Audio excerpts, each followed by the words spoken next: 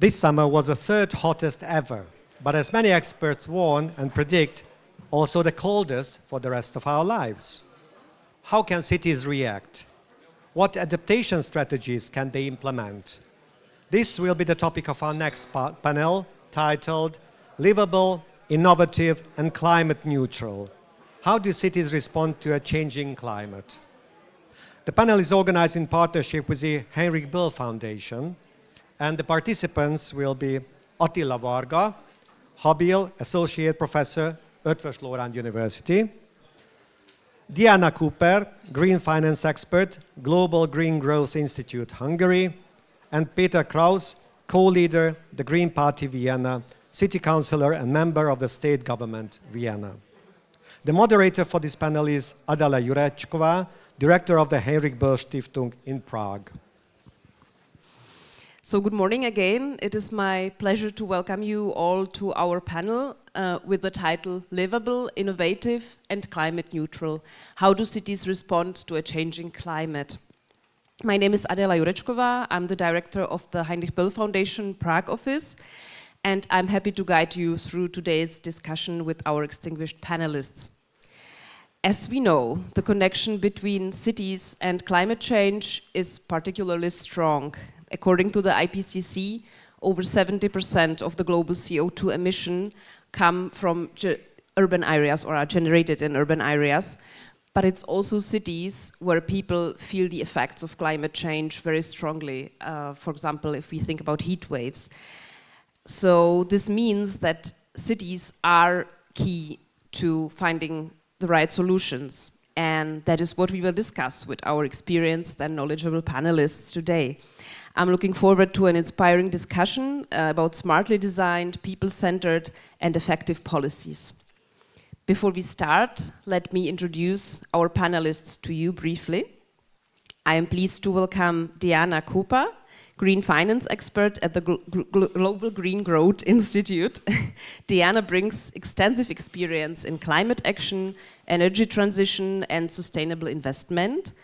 At the Global Green Growth Institute, she leads work on climate finance and supports European initiatives that help citizens advance low-carbon, inclusive development. With a background spanning public and private sector advisory, corporate strategy, and economic analysis, Diána offers a well-rounded perspective on how finance can drive sustainability. Welcome, Diána. yeah, you can clap. Please join me in welcoming also Professor Attila Varga, who joins us from the Faculty of Education and Psychology at the Eötvös Loránd University in Budapest. He is a researcher at the Sustainability and Psychology Research Group, where he works on psychological dimensions of environmental behavior. And he deals with emotions like climate anxiety and ecological grief and the role of education in shaping sustainable attitudes. Professor Varga brings a crucial perspective on how emotions, values, and human psychology influence the response to the climate crisis. We are happy to have you here.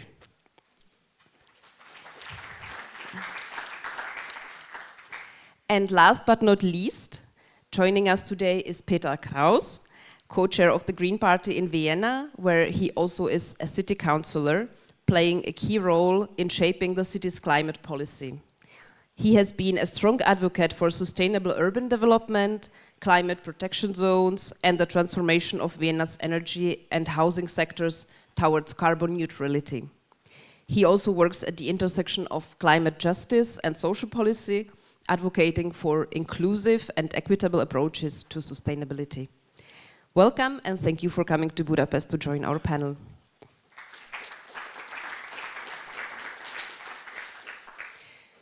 Now, before I take the chance to ask our guests individual questions, I would like to have a really quick round to get already into some concrete examples how cities can act in regard to climate change.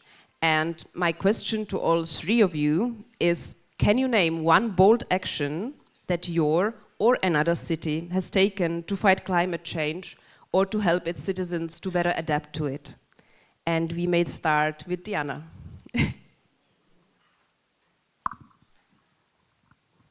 Thank you again for that question. A bold project or task, wow. There are many good examples. So I think I'm going to start from Budapest, since Budapest is hosting us today. The city has introduced the Healthy Streets methodology, which aims to make streets more livable, sustainable, and more collaborative. So as Karácsony Gergely mentioned, feeling at home on the streets of Budapest, not thinking about homeless people, but everyone. So this is a really nice initiative that tries to enhance public urban planning and design of public spaces. The city made European funds available for districts to upscale, to develop their streets according to this Healthy Streets methodology, promoting sustainability and participatory planning. So it's a nice initiative. Winners were announced recently, so stay tuned for the developed streets all around Budapest. Thanks. Thank you. We may dig a bit deeper into it later. Maybe we can go on with Attila, please. Thank you very much. And first of all, I would like to thank the endurance of the audience to be here after more than 2 hours discussion. So it's a very honoring feeling to be here. And as a good example, I'm living in Göd, which is a nearby city here in Budapest. The Hungarian participants maybe know.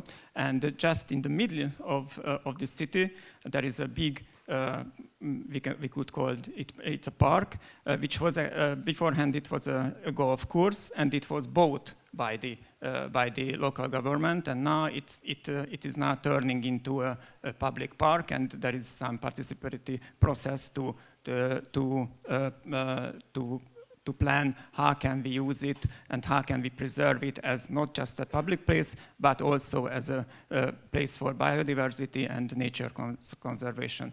And I think so it's a quite a good initiative, because it is almost as big as the Central Park in New York, but Göd is much more little than and it is in the middle of the city, and so it could be turned into housing units and so on, but now it's a public property, and it is saved for the public good. So I think so it's a good example from Göd. Thank you. And now to Peter. I'm hoping for an example from Vienna. I was long thinking, but I think I have to go with an example from Vienna. Can I just maybe have a show of hands who has been to Vienna and who knows what I'm talking about? Quick show of hands. Okay, a lot of you. So you might know maybe Naschmarkt, because a lot of visitors go to Naschmarkt. If you've been there in the past, you might have noticed there's a big parking space, or there was a big parking space next to it within the city center. Hundreds of cars, thousands of square meters. Right now it's being turned into a park, into a green area, into an urban green area. It's opening this Friday. So when you come back, you see one of the bold actions we take in Vienna to transform the city to a more sustainable place. And may I add, I was also thinking about talking about Paris, because what they are doing is very bold. I just wanted to add that. Maybe we will have a chance later, but yeah, you're right. And now, since we've heard about some highlights that are truly remarkable, I would like to also dig a bit into the barriers that cities are facing if they want to take action connected to climate change. And I would like to use our collective intelligence in the room and ask actually the audience, what do you think? And I'll ask you the question, give you 4 options, and then you can vote in the good old-fashioned way by raising your hand. So first I'll just read it to you. The question is, which of the following do you think is the biggest barrier to effective climate action in cities? And first, it could be lack of political will or leadership. Second, insufficient funding and investment. Third, public resistance and lack of awareness. Or fourth, complex governance and coordinating issues. So now it's your turn. Who thinks that it's the lack of political will or leadership? Please may raise her or his hand. Okay, thank you. who thinks that the biggest barrier to effective climate action of cities is insufficient funding and investment? Okay, also a few hands. The third option, public resistance and lack of awareness. Raise your hands now. And the fourth, complex governance and coordination issues. Okay, I think we had many people not participating, but yeah, so the public opinion, I think, is in this room quite evenly spread among the three options, maybe with a little preference for public resistance and lack of awareness, but we will, I think, get to all four later. So thank you very much for participating, and let's see if this corresponds with the experience of our speakers. I would like to go back to the example of Vienna and start with that. The city has published Climate Guide 2040, and therefore I would like to ask Peter Kraus, what makes you optimistic that Vienna can achieve climate neutrality by 2040, and what are the biggest bottlenecks you're facing on this journey? What makes me, let's start with the optimistic. What makes me optimistic? I think Vienna, like many great cities, have faced challenges in history that have been huge, and cities, in my opinion, are in all those big transformational times never the problem but always the solution. So I think cities can be, especially in the phase of transforming our society, transforming our economy, transforming our energy systems, and everything that is connected with climate and sustainability, can be the place for innovation and for change and for just transition. Vienna has laid out a plan how to become climate neutral by 2040. In accordance with the Austrian goal of becoming also climate neutral by 2040 and reaching 100% renewable energy by 2030 already. I think it's very important to always mention and say why we want to do this. It's not because we are very into physics. Physics is great, but it's not because we are so invested in everything that's going on there. We are doing this in order to improve the quality of life of people living in Vienna and to safeguard the quality of life in our city towards future crises. We know that climate change is real, and you can feel it every day. You can feel it in heat waves in summer, you can feel it in floodings, you can feel it when there is strong weather conditions. So people feel in their everyday lives that climate change is here. And I think especially local authorities, local politics has an obligation to make changes that change the everyday life of its citizens. So the roadmap to climate neutrality 2040 not only addresses these numbers and the figures and the CO2 emission equivalents, which are very technical terms, they are important, but we also address how we want to reach these goals, how we want to make a change in neighborhoods, how we want to change our transportation system, how we want to change our energy system. And I think it's very important because politics and also the public sphere needs to provide reliability in this transmission so that people know what is going to happen in future and can have a positive vision about what's in it for everyone. Obstacles, of course, there are many. It's finance. It's a great amount of gas that is in our energy system, and I'm talking about the climate side of this, but I'm also talking about how we are geopolitical things are interfering with this. Just one number. There are over 450,000 gas boilers right now in Vienna. How to get rid of 450,000 decentralized gas boilers in private homes within 15 years, that's quite a challenge. I don't have the answer how we do that, but I know we want to do that. So there are a lot of big challenges, I would say, but I think the job of politicians or of authorities is to have a clear target and to also explain why we want to reach this goal and how we take it step by step. Thank you.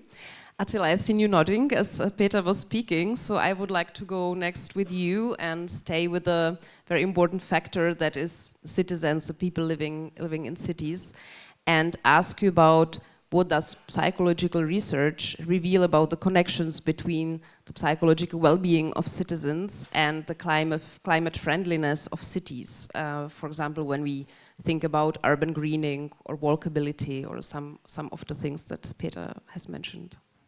Thank you very much. Oh, it's okay? Can you hear me? Okay, thank you. So I was nodding because as Peter started his speech, is what absolutely what psychologists said, that if you would like to have a good program and a good development and would like to reach your goals, it's very important to combine your goals with other goals of people. Because the main psychological barrier of environmental education and sustainability is that we have contradicting goals. That as individuals, our main goal is not to live sustainable, more or less, or there are just some very green activists who has this main goal in their life, but we would like to have a good life, we would like to have good health, we would like to have good traffic, and so on. And that's why, as our data shows, this is the main psychological barriers. It was also for me was a kind of a surprise that not the lacking of knowledge or not the of the social resistance or something like that, but this very fact that we are human beings with other goals than sustainability. And actually it goes back that all this sustainability and all these environmental issues is actually an unintended consequences of our life and our technology.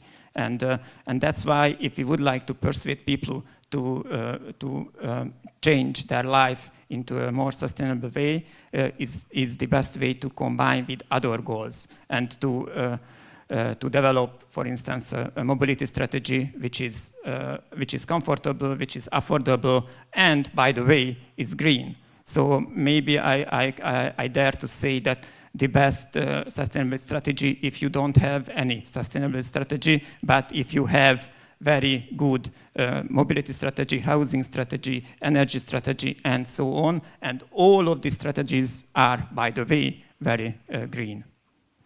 Thank you. Thank you. We've been also mentioning financing as one important obstacle. Also, many of you voted for that option. So I would like to turn to Diána and yeah, as we all know, cities are dealing with budgetary constraints. You are working with cities as an advisor, especially about this financing issue. So I would like to ask you, what smart strategies can cities use to finance climate mitigation and adaptation measures under condition of limited capacities and also competing budget priorities that we often face? Thanks, very complex questions, so I will try to go one by one. Yes, indeed, municipalities have very strong budget constraints, especially for sustainability, conservation issues. As we probably all know, cities need to carry out mandatory tasks. So the majority or almost all of their budget goes to these mandatory tasks, social, public services, and so on, infrastructure, development and operation. But on the bright side, there are many options, mechanisms, and solutions cities can take to raise funds, mobilize finance for their climate action, and also non-financial solutions. So starting with the financial solutions, obviously every one of us here knows about European funds. The centralization of European budget is not very great for cities, but hopefully it will go down and be distributed to cities at national level. but definitely cities need to lobby more for direct cohesion funding. There are also different European programs they can apply for and funding, Horizon, Interreg, and so on. So grant funds are all there, and climate and international funding, all that cities can tap into. Beyond traditional funds, cities can also tap into innovative financing solutions. These are green bonds. Paris, we'll probably come back to Paris a couple of times during this discussion. Green bonds issued by Paris raised financing for climate action, climate measures, mitigation and adaptation measures. Also, there are various public-private partnerships that helps raise funds and different methods and solutions to mobilize private finance through cities. In addition to innovative solutions and non-traditional solutions, cities can also turn to non-financial incentives to mobilize action. So you don't really mobilize finance, but you change behaviors and make sure that private actors behave more sustainably, develop projects more sustainably. In addition to that, we have touched upon integration. So the integration of sustainability in other planning, budgetary planning, urban development also raises finance for climate action. So integrating mitigation, adaptation, and conservation measures into, as Attila said correctly, into other actions cities can take, then we don't need a budget for sustainability, but we need to integrate sustainability into other budgets. Thank you. Could you maybe give us a concrete example of that? Like if I was a mayor and I would turn to you for advice, okay, is there any low-hanging fruit, any measure that I can take right away, even if I have quite a low budget that I can mobilize? That's a good question, and probably, I wouldn't say hard no, but it's not always easy.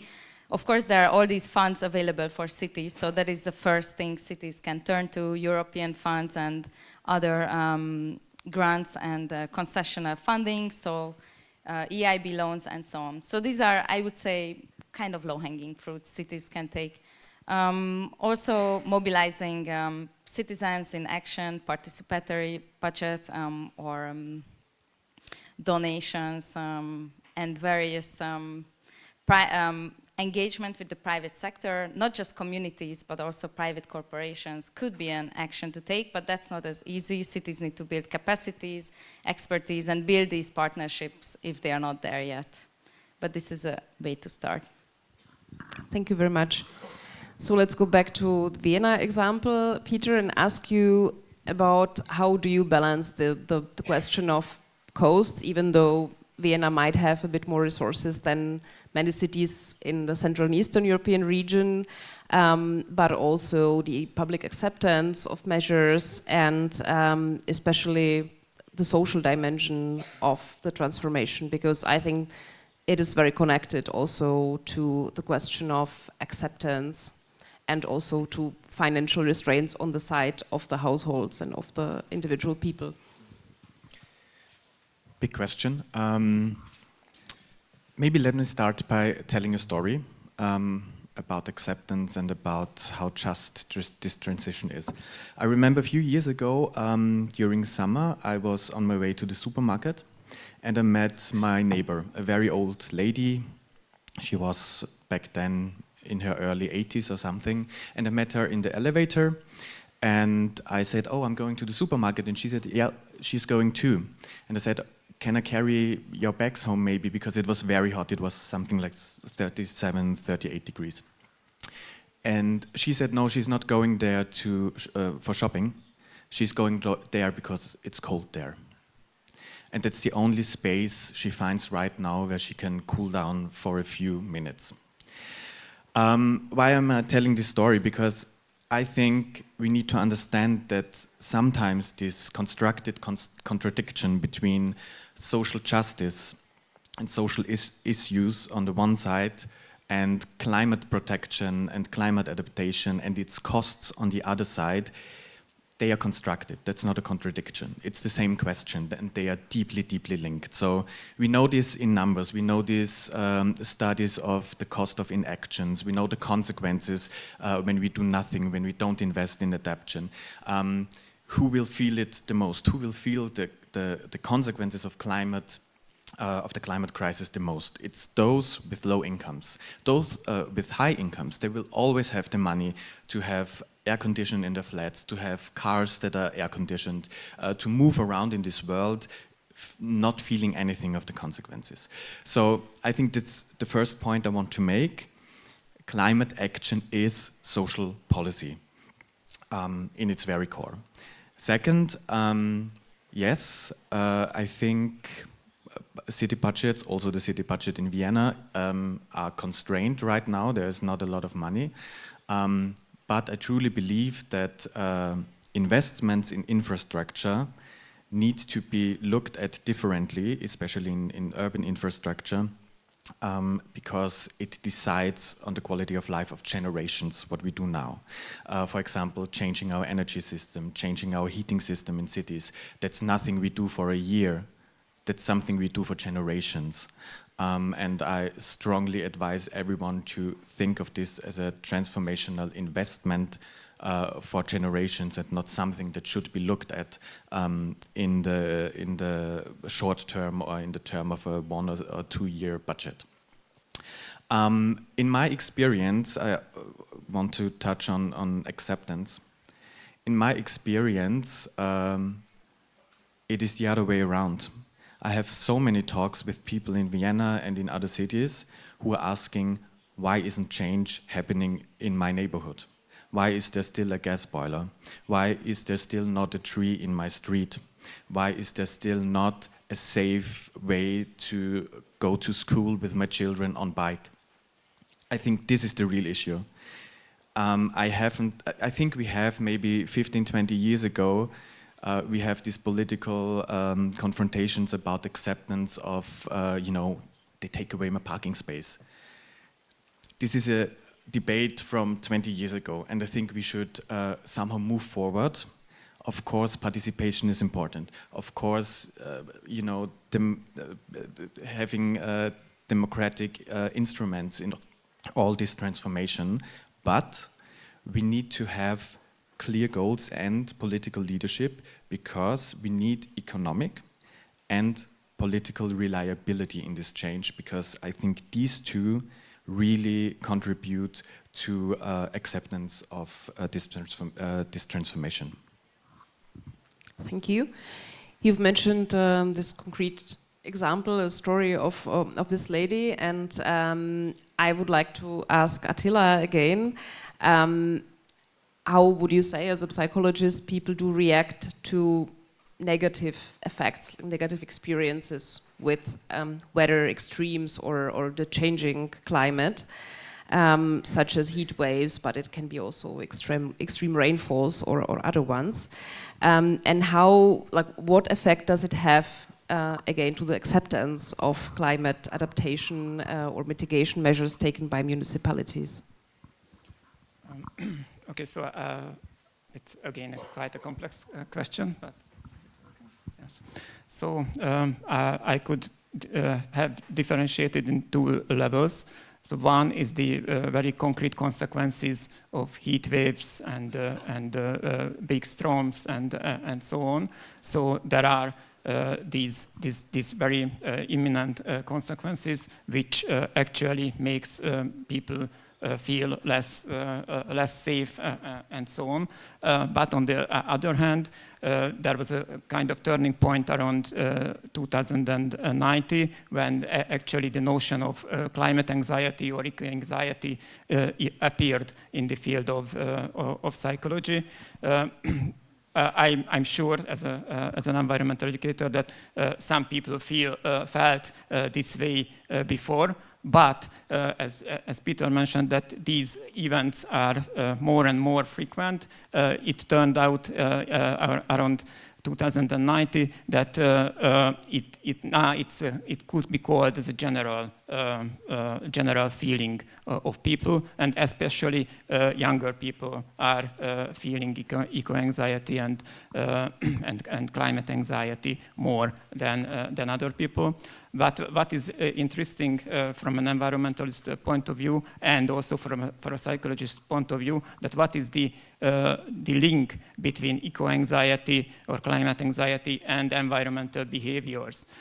Because if these feelings makes people more environmental, that it is a good thing from an environmental point of view. But as a psychologist, I couldn't say that, hey, let's make people more worry about the climate change, because actually one of the main aim of psycho or mental health is to provide people that kind of life where these negative emotions could be treated in some way. And this contradiction actually started a very deep discussion even within psychology, because we have to find a very specific way when we can deal with these eco-emotions in a way which don't stop the motivating factor of this way. So because there are many coping mechanisms to deal with eco-anxiety or climate anxiety, we can just avoid these themes. We can go to have a good relaxation and so on, and don't bother with these things. And this could decrease our anxiety. And sometimes we absolutely need, when even myself, when I'm overwhelmed with this climate news, then I just shut up my laptop and so on, and go for a relaxing work and so on. So this should be one kind of the solution and coping. But on the other hand, our data said that if we use just this kind of coping mechanism, that doesn't lead to environmental action. But if we, and this is where city could have a role, but if we offer people solutions and doable actions, which and programs which they can join and can make a real difference in their own life, as Peter mentioned, in that way, it's absolutely clear that climate or eco-anxiety could turn into environmental action and pro-environmental behaviors. So I think this is the responsibility of educators, of parents, and of policymakers to make climate action as affordable or as reachable for people as it possible. So to localize climate actions and to distribute it, and don't think just in very big European projects, and don't think just top-down initiatives, but absolutely try to engage people in as many ways as possible. Thank you. Yeah, that's, I think, the key word, engaging people, engaging all stakeholders, make them participate in climate action and in decisions. So how does Vienna go about this? Peter? Yes, Vienna. Or you can speak about Paris, if you like, or another city. The question of participation, Vienna is doing a lot here. For the last years, there's been a program, it's still ongoing, it's called the Climate Teams, where each district in Vienna gets a budget, a participatory budget, and citizens can then together decide on the use of this budget for climate adaptation measures, for sustainability measures. There has also been for a very long time, under the umbrella of the Agenda 21, bottom-up subsidies, for example, if businesses or if private people want to build a parklet in front of their building, it's subsidized for the cost of the material, so that people can easily change the surrounding of their neighborhood. I think this is really important. I just want to add one thought to this, because I think we shouldn't make the mistake of mixing very important participation and democracy. That's not the same thing. We need participation, but at the same time, we need very strong institutions. We talked a lot of this earlier or in the opening remarks today. We need strong institutions on a local level, maybe even on a neighborhood level, in order to strengthen democratic resilience when it comes to climate change, but also when it comes to all the other crises that we face today. I just want to add this because I think participation is very, very important, and it enables people, it gives them a feeling of being a change in their own lives. But at the same time, at the same time, I think we need to invest in institutions, we need to invest on the local level, on the neighborhood level, and I deeply believe that when we look where can we build resilience, also resilience towards the effects of the climate crisis that is happening and that is happening in the future, the neighborhood level is very important because people can relate to each other, people can get to know each other. Think of my neighbor. When people talk with each other, they can help each other. And I think this is where we build resilience, and this is where we need to invest. And maybe that's not big money, but maybe it's little funding that makes a big change. Thank you. We might come back to the issue of resilience later, but you mentioned also the institutions. And this brings me to the issue of governance and coordination that we also had as an option in our poll, that it can be a burden to climate action. And I think it were the least votes that we had for this, so which makes me think we might not have maybe so many people dealing with public administration in the room. But yeah, this is a question that I would like to give to Diána. You have a lot of experience with these issues dealing with different cities. And climate measures are, as we already heard, definitely a cross-cutting issue. So how do you think municipalities can ensure efficient coordination across various governance levels? Thanks, very relevant question. First, we have to look at municipalities themselves. There are internal governance issues, so to say. Many times we see departments working in silos. So first we need to get these departments talking. Collaboration between climate and other expertise, sectoral department is key. Also finance and budget department is also very important to include them in any urban planning project implementation. Also cities need to include a department on participatory planning and participation. They need to be everywhere. In every project to make these climate, well, not just climate projects, any urban development projects inclusive and include citizens in planning and implementation. So first we need to look at the institutional level. The second is actually involving the citizens. So, and districts in larger cities, also main municipalities need to collaborate with neighborhood or district level municipalities. So already we go a level below. And then include citizens through them or through NGOs and community leaders. Moreover, it's very important to collaborate with the national government. As we've seen in the case in Vienna, national climate plans are key, and the city is also following and implementing national climate action and plans. So it's very important to collaborate with the national government and EU level institutions. Of course, there is huge barriers there. Sometimes there are political differences when the city is in opposition, as in few cases in Europe, as in Budapest. These things need to be overcome. Climate must be put ahead of political differences, and these are longer term issues than political cycles or budget cycles. So collaboration need to be made, and partnerships at expertise levels between climate ministries and municipal climate departments. Yeah, these are the barriers, or these are the barriers that need to be overcome. But if the municipality takes the effort and opens up these partnership and venues to discuss with national government and European institutions, then I do believe these governance obstacles could be overcome, and they must be overcome. Thank you. I would like to go back to the issue of resilience, but then looking at the time, I think then we will have a little round of questions from the audience, or maybe one or two.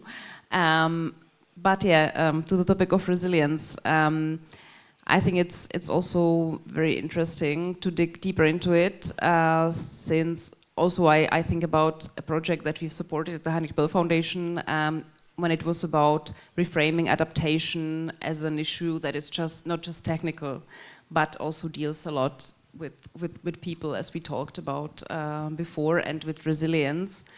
And so the question would be how to build resilience on the local level among citizens. You mentioned already a few things, but maybe even a bit more concrete. And maybe Attila could add something to it, like what it means building resilience actually from the psychological point of view. You may start if you want, and yeah. Okay, so I think so. From a psychological point of view, especially here in Hungary, the resilience is mainly about making connections between people. Because lonely people and people without social resources are much more vulnerable. And my other point is that these connections should be, as Diána mentioned, should be crossed the political trenches. So because we will reach sustainability if we could work together for it. And as one of my acquaintances said, there is no left-wing and right-wing climate, or left-wing or right-wing water quality and so on. So we should go to other neighbors, if even in the case if he or she is belonging to the opposite party, and we should work together for the environmental goals. And actually, this is again a win-win situation, because if we connect each other and working for the environment, it's good for the environment, but also is absolutely good for ourselves, because it makes us much more happier and a much more content life if we don't have enemies in our streets, but we have buddies who can help us if we are in need.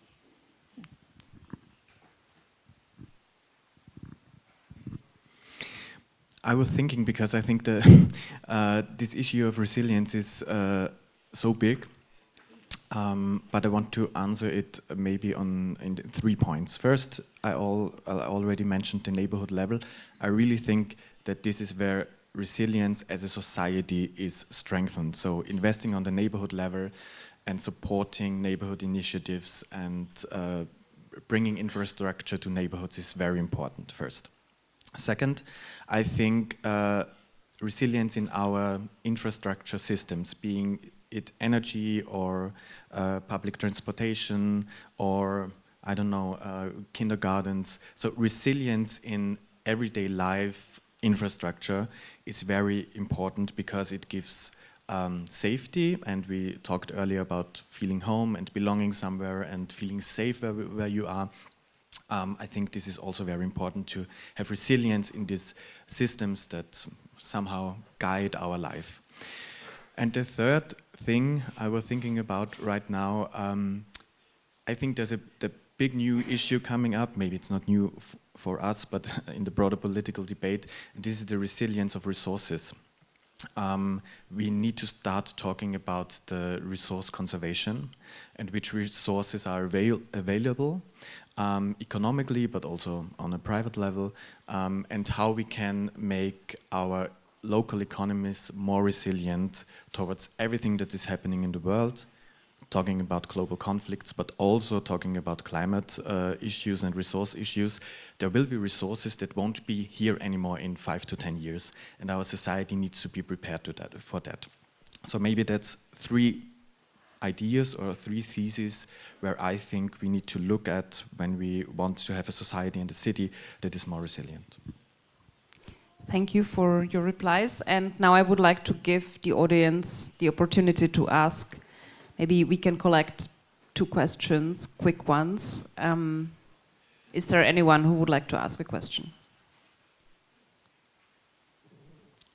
It does not. Yeah. Over there in the back. I'm not sure if. Maybe try to speak loudly. I'm not sure if we have a microphone in the room.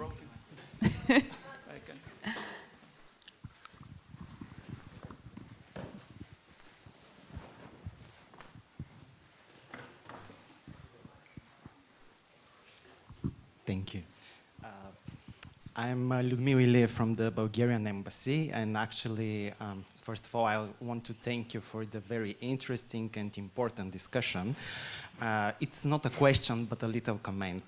If you allow me to go back to the voting that we had in the beginning, I think there was no wrong answer, but personally, I voted for the first option, which was a lack of political will and leadership, because I believe that all 3 options are linked to this one, because it's the role of the political leaders to find and provide funding to raise the awareness among the society and to ensure the smoothness of the whole process. Yeah. Thank you. Thank you for the comment. Maybe before I let our panelists react to it, I'll ask if there is another quick question or intervention. Okay, it doesn't seem to be the case, so would you like to? Oh, there is, in the front row. Thank you.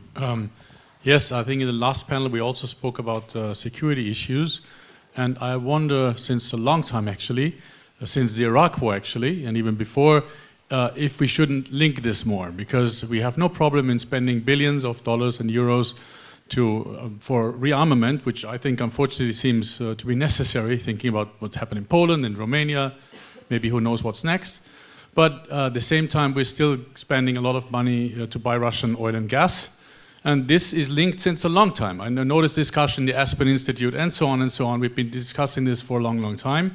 And here we sit, and it's still the same old story. What you said, like in Vienna, we're still burning gas for heating up our water and heating our homes, etc., etc. And everybody's wondering, I mean, we have a climate crisis and we have a security crisis. And this is the kind of the golden opportunity to solve both, in a sense. And why are we here sitting in 2025? Which with an issue that's clear since at least, let's say, 2003. Yeah, very relevant issue. So, who wants to react to the first or second comment, question? Diána. I will start reacting to the second question due to it's easier to memorize it. It's a very difficult question. So these energy systems that we see in place, they've been built over decades, hundreds of years. So imagine that all our infrastructures are decades old, and all our ways of using energy and producing energy stems back to years. So it requires huge amounts of capital to shift away from these infrastructures. Luckily, we have other options. So renewable energy and decentralized energy also saves the climate or helps us with the mitigation action and increases energy sovereignty and security of European countries. So we do have renewable energy, obviously, and the good news is that solar PV prices are dropping. They are almost competitive and even surpassed traditional and conventional energy prices. Gas is a huge problem. We use it for heating. We need to electrify our households. We need to electrify our factories. Energy-intensive industries use a lot of fossil fuels. Innovation and technology needs to be part of the solution. So through innovating, first of all, we need to change our machinery, the way we produce electricity and use electricity within factories, within households. So we need to electrify, if you think household level, we need to change gas boilers into electric boilers. We need to install solar PVs and so on. Existing gas and fuels, of course, there are biofuels available, but they are at highly restrictive costs. So they might not be an option for the future, but they might be a short-term solution to our problems to use biofuel. We need to make sure that we are not using agricultural products that can be used for food production. Moreover, there is an issue of lobby. So energy companies and fossil fuel companies have a huge force in EU and the US. As I can say, drill baby drill sounds very cool and sexy in the US now, unfortunately. We need to overcome this discourse and we need to shift away and put increasing pressure on these fossil fuel companies to decarbonize and innovate. Obviously, that means that they need to shift profits away from drilling, baby drilling. So this is the energy question. It needs concerted action from the national government and EU as well to support shifting away, transitioning away from these fossil fuel technologies, and huge amount of funds, both for governments and both households. They need to finance their own energy retrofits and electrification, and they need to buy electric cars. And then, once we shift away and into electrification, we need to upgrade our grids, which also costs a lot. So all these systemic problems need systemic solutions, and we need to look at the infrastructures, policies, and strategies in place to shift away. But we are on the way. We need to lobby more and focus more, both on household and national level. Do you want to add anything? Thank you. Maybe, yeah, to this or to the question of leadership then, but like you have something to the same question to the first one. Okay, so you and then Peter.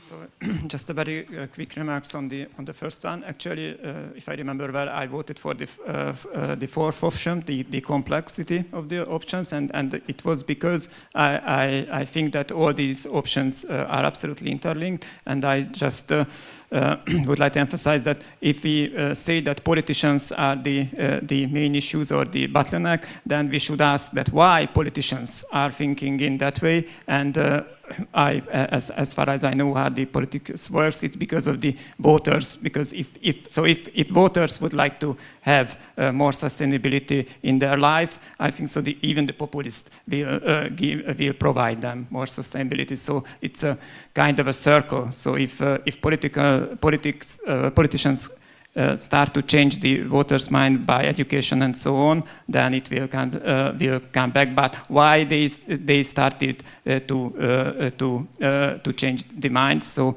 somewhere we should start, and everybody could start where he or she sits, and don't blame others about sustainability, but look for the opportunity what we have in our own position.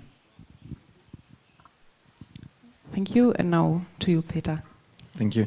Yes, I voted for the first, also like you did with your comment. Funny as a politician, right, to vote for a lack of leadership in politics.